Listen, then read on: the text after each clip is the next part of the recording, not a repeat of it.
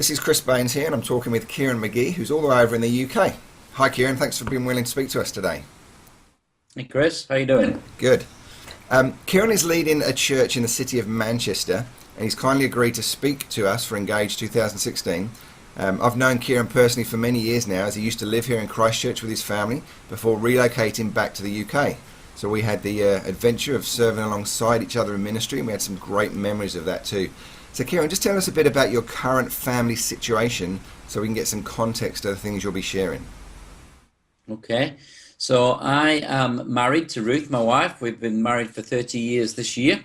We live in Manchester with three of my children. They're all grown up now. So I have my two daughters, my son, and two grandchildren living in the house. And then in New Zealand, I have another daughter and three grandchildren living over there. And we homeschooled our children when from probably the age of, well, there was a range in ages, but we started homeschooling our children when they were sort of in their young years. So they started going to school, but not for very long, and then they started to homeschool. One of the reasons I wanted to have you share with us at the conference was something you mentioned in a conversation that we had, I think, at the beginning of the year. We were talking about family and homeschooling, and you said something about how blessed you were that your children didn't just graduate as such from their homeschooling and then disappear out of your lives, but that your children are still very much part of your life and that you enjoy serving the Lord together, you have great relationships with one another. And during that conversation, you mentioned the phrase family of friends. And so that's why I used that phrase as the title of this interview. So I'd love for you to share with us some more about that. As you know, the theme of our conference this year is the fruit of wise choices. But before we go there, let's talk a bit about the time period in your life when you would say that some of the choices you made weren't so wise and what the fruit of those choices ended up looking like for you and your family. Okay.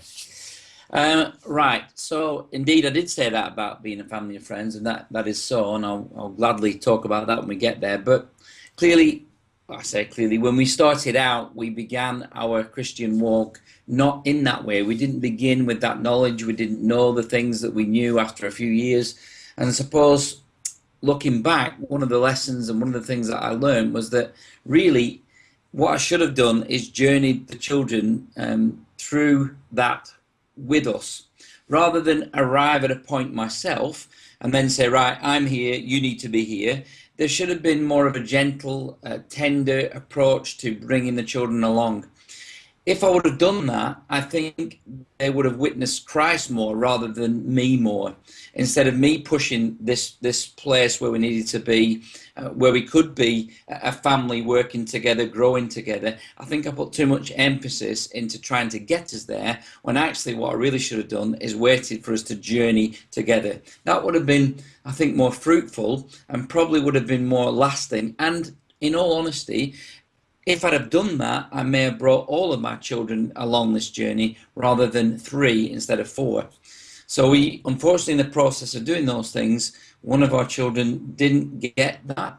And what they saw was the old dad, and they wanted the old dad, and they didn't like the new dad that had arrived so quickly, and I didn't give enough time and thought to that transition from being as I was to how I ended up being in Christ as the leader and family head of our home.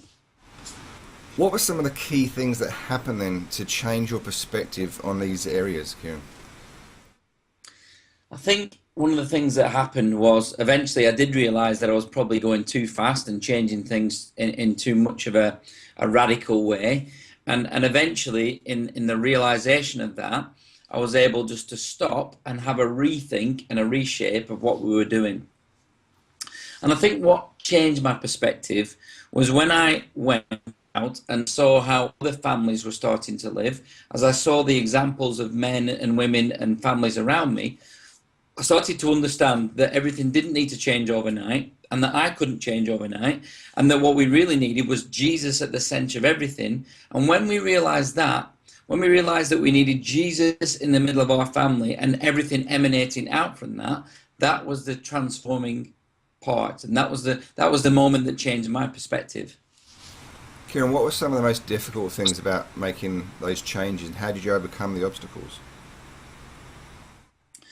One of the most difficult things, I think, was actually getting us all on the same page, Because when you move from being secular in your view, secular in your education, secular in your family, secular in the way that you think and feel about things, and then you transform that to being Christ-centered, biblically based, that that's a huge transformation for everybody, and that is difficult, and we overcame it by ensuring that Christ was at the center of things. And the early fruit from that was that our children saw and recognized that we were heading in the right direction, but with Christ at the center of it. Instead of me or Ruth or the family being at the center of it, it was actually Jesus at the center of it. There was biblical reasons, and therefore there was biblical fruit as a result of those biblical reasonings. We actually got to the point where, as a family, we started to understand that this wasn't just change for change's sake. It was change because of Jesus Christ and what he was doing in our lives. So Kieron, let's talk a bit about this experience, I guess, of what you describe as being a family of friends. What's that all about? What does it look like? And what choices did you make as you were educating and discipling your children that helped, by God's grace, to bring about that fruit? I think one of the focal things for us was the institution, or the bringing in of devotions and family worship. That was an essential turning point for us as a family. Again, as I talked about before, when we made Jesus the focus of our day, every day, that transformed the way we started to look at our lives. Prior to that, it was all about what we wanted and where we were going and what our desires were. But when we realized that Jesus needed to be at the center, and the way that we did that was through devotions, family worship, spending time together, studying the word, bringing Jesus into everything, even to the point where we were praying about what we should be doing. When we brought prayer, the Bible, devotions into our lives, that transformed everything that we were doing. It was no longer then that the children were doing Christian education. Christian education was spilling out into the rest of our lives and the rest of our days and the rest of our weeks and the rest of our years. And all of a sudden, this thing which started off maybe as homeschooling and a basic understanding of what that is, became a transformation for our family through devotions, through time in the Word, through prayer, and through an understanding that Jesus needed to be, as I've said, at the center of all that we were doing. What words of encouragement or exhortation would you like to give home educating mums and dads who'll be listening to this interview at the Engage conference in relation to what we've been talking about today? Okay, I think one of the key messages and one of the things that I would like to get across is that today you've come to listen to Chris, and you've come to listen to what it is to homeschool and all of those great things about homeschooling. But you need to understand that this is not just a choice for today, it's a choice for tomorrow and for generations to come, no, for on and on and on. You haven't come really just to understand about homeschooling, because homeschooling is just what happens over the next few years as you educate your children in a Christian way, using Christian material. Beyond that, you are developing a family of friends.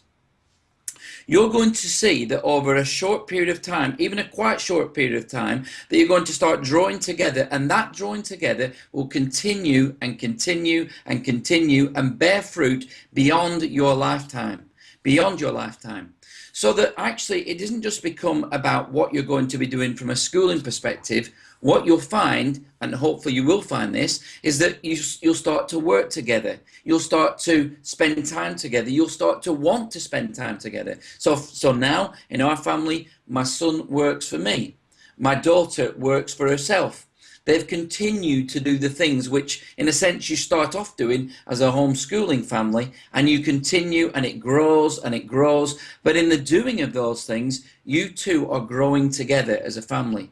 And those things which may be problems for other families because we're wanting to shove their children out the door are not problems for you, because you want to keep your children close to you as a family of friends. That doesn't mean they have to live with you forever. It just means that you'll want to spend time together as a result of the time that you've already spent together.